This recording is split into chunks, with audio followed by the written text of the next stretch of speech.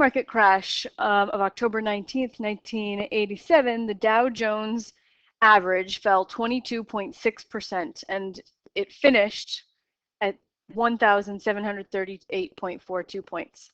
What was the value of the Dow Jones before the crash?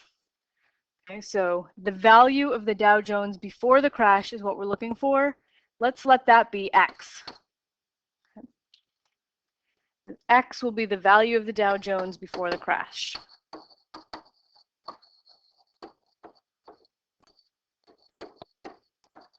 Okay, so then after the crash, the stock market fell by 22.6%.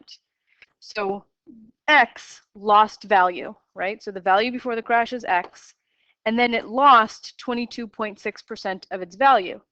So I'm going to 22.6% will be 0.226 of X. And then it should finish at, so it started with X, and then it loses 0.226 of X, and then it should finish at 1,738.42.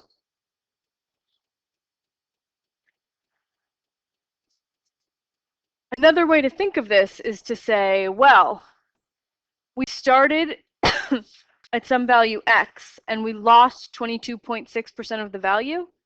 So if we start with 100% and subtract 22.6%, that means we're left with 77.4% of the original value.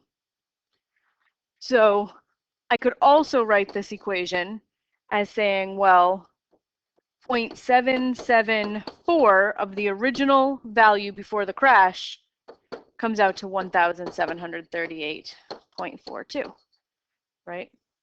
The value after the crash, 1,738.42, is 77.4% of what it was, right? It's only 77.4% of its value before the crash.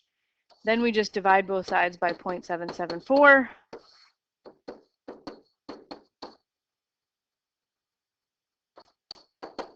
And we get X is